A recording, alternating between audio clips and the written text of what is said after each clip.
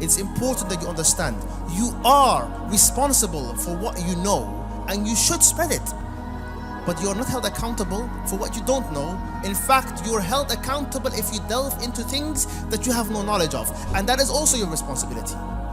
But become callers to Islam. Become callers to Islam. Start with your own home. Start with your own children. It is not the madrasa teacher's job to guide your children. It's not their job, and that's it.